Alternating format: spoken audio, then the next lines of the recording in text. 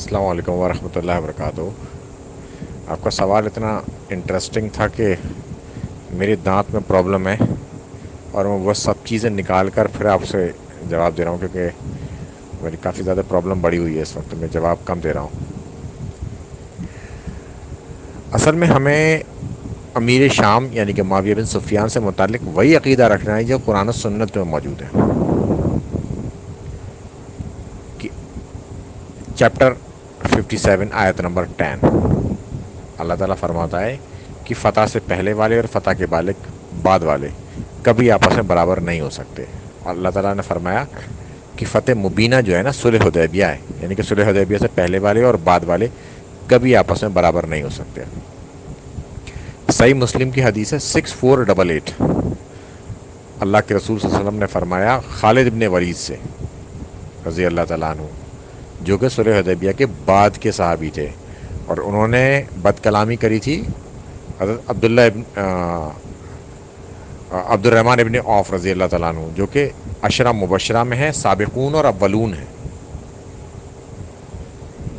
ان کے خلاف بد کلامی کری تو اللہ کے رسول صلی اللہ علیہ وسلم نے فرمایا کہ اے خالد، تم میرے اصحاب کو برا نہیں کہہ سکتے۔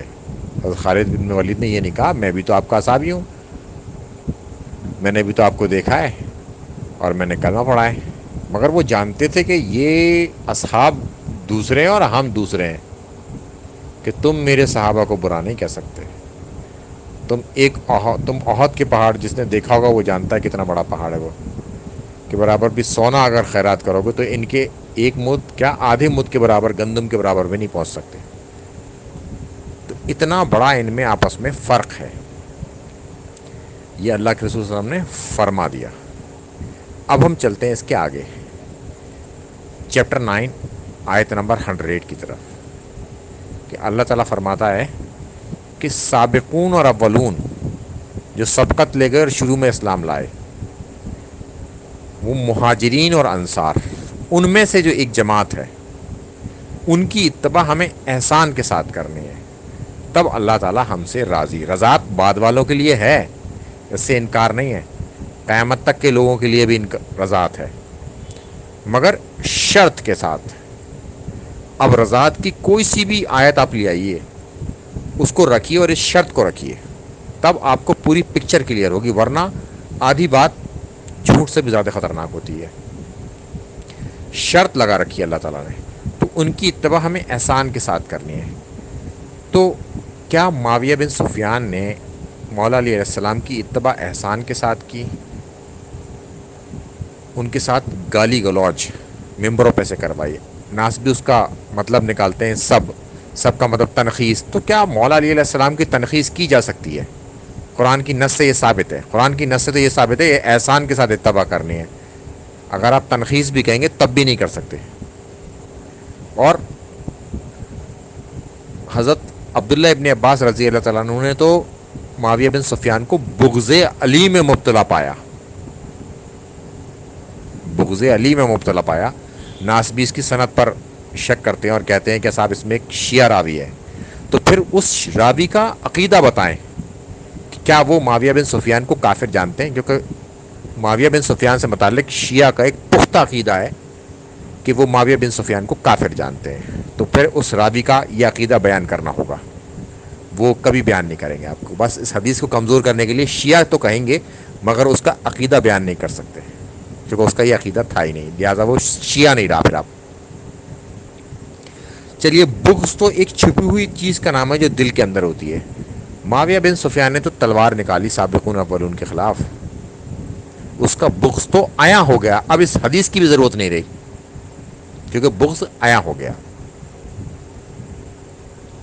تو جب کوئی تلوار سے قتال کرے سابقون اور اولون کا، اس کی تنخیص کرے آسان الفاظوں کے ساتھ، اور ان کے بغض میں مبتلا پایا جائے، تو کیا وہ اس آیت کے تحت رضاعت کے اندر ہے یا باہر ہو گیا؟ ابھی ان کے لعنتی بیٹے کی بات نہیں ہو رہی، ابھی طلقہ کی بات ہو رہی ہے جو فتح مکہ کے بعد اسلام لے کے آئے،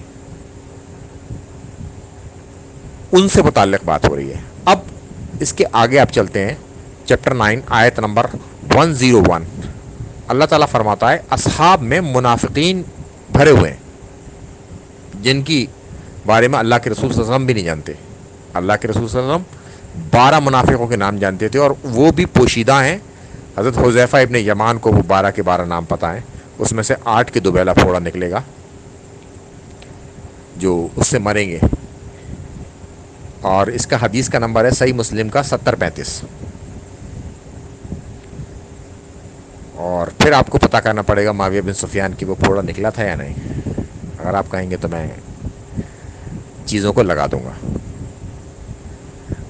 اب ہم آگے چلتے ہیں چیپٹر 9 آیت نمبر 102 میں کہ اللہ تعالیٰ فرماتا ہے کہ اصحاب میں ملے جلے عمل کرنے والے بھی لوگ ہیں. یعنی کہ کبھی وہ اچھے بھی کام کرتے ہیں, کبھی ان سے غلطیاں بھی ہو جاتی ہیں. تو ہمارا عقیدہ اصحاب کے بارے میں وہی ہونا چاہیے جو قرآن و سنت میں موجود ہے, اس کے علاوہ نہیں. یہ جو ہمیں گھڑ کے ایک عقیدہ بتایا گیا کہ سب بخشے بخشائے, ایسا نہیں ہے. اس میں جانے کتنی میں آپ کو دلیلیں دے سکتا ہوں. آپ نے سنا ہوگا حوض کوثر والی, وہ تو اصحاب ہوں گے, اللہ کے رسول صلی اللہ علیہ وسلم پہچان بھی لیں گے, تب بھی انہیں نکال دیا جائے گا, پردہ عائل کر دیا جائے گا. تو یہ جو ہمارا عقیدہ ہے نا سب بخشے بخشائے, یہ ہی غلط ہے. غلطی یہاں سے شروع ہوتی ہے, یہ پن پوائنٹ ہے. تو معاویہ بن سفیان سے متعلق ہمارا عقیدہ وہی ہونا چاہیے جو قرآن و سنت کے اندر موجود ہے. اچھا, آپ نے بات کری اہل حدیث سے متعلق. تو اہل حدیث آج تک لوگوں کو یعنی کہ حناف کو روندا کرتے تھے اور چاروں طرف سے گھیر کے انہیں مارتے تھے رفع یدین کے اوپر. اور بخاری کو انہوں نے, مسلم کو, کتب ستہ کی حدیثوں کو رفع یدین کرنے کی ایک مشین بنا دیا تھا جو حناف کے اوپر چلا دیتے تھے. ادھر سے حنفی کو ڈالا, ادھر سے قیمہ بن کے نکل آیا اس کا باہر بیچارے کا, چونکہ اس کے پاس کوئی دلیل ہی نہیں ہے بھی ایک ترمذی کی وہ ضعیف, ابو داؤد میں پھر ضعیف. تو وہ ایک ضعیف حدیث کو بیچارے لے کے گھوم رہے ہیں اور ان کی جو ہے تائید کہیں سے نہیں ہوتی, وہ اپنی گمراہی میں مارے مارے پھر رہے ہیں. اب جب بخاری, مسلم اور کتب ستہ کی دیگر کتابوں سے معاویہ بن سفیان یعنی کہ آل امیہ کی بدماشیاں ظاہر ہو گئیں, اب ان کا حال وہی ہے جو حنفیوں کا تھا پہلے. وہ بھی کلابازیاں کھاتے تھے اور باطل تعویل کرتے تھے رفع یدین کی حدیثوں کی کہ وہ پہلے ہوتی تھی بعد میں نہیں ہوتی تھی, منسوخ ہو گئی. بغلوں میں بت لاتے تھے, اس کی وہ تعویل کرتے تھے. اسی طرح سے معاویہ بن سفیان کی یہ تعویل کرتے ہیں کہ اللہ کے رسول صلی اللہ علیہ وسلم نے فرمایا, صحیح بخاری کی حدیث ہے 28:12, عمار کو ایک باغی جماعت قتل کرے گی, عمار تو انہیں جنت کی طرف بلائیں گے, وہ جماعت جہنم کی طرف بلانے والی, یعنی کہ نار کی طرف, آگ کی طرف بلانے والی ہوگی. اب کیا کریں, صفین میں قتل ہو گئے, ثبوت موجود ہے کہ معاویہ بن سفیان کے گروہ سے ہوئے ہیں. تو اب بغاوت سے کیسے بچائیں گے؟ اب اللہ کے رسول صلی اللہ علیہ وسلم کی جب بات آ جائے گی تو پھر وہ کہیں گے کہ وہ حقیقی باغی نہیں تھے, حکمن باغی تھے. کیا اللہ کے رسول صلی اللہ علیہ وسلم کسی کے بارے میں اگر کوئی بات بتائیں تو وہ حکمن ہوتی ہے, حقیقت میں نہیں ہوتی؟ یعنی کہ انہوں نے کسی کو جنت کی بشارت دی تو وہ حکمن بشارت ہے, حقیقت میں وہ لوگ جنت میں نہیں جائیں گے. کیا یہ ہے ممکن؟ تو یہ اسی طرح کی تعویلات ہیں جو حنفی کیا کرتے تھے رفع یدین کے مقابلے میں. اب سلفی یعنی کہ اہل حدیث, فرقہ اہل حدیث کو ماننے والے, وہ بھی اسی طرح سے تعویل کرتے ہیں اور ان کو بھی ہم مشین میں ادھر سے چلاتے ہیں تو ادھر سے قیمہ نکلتا ہے ان کا بھی. السلام علیکم ورحمۃ اللہ وبرکاتہ.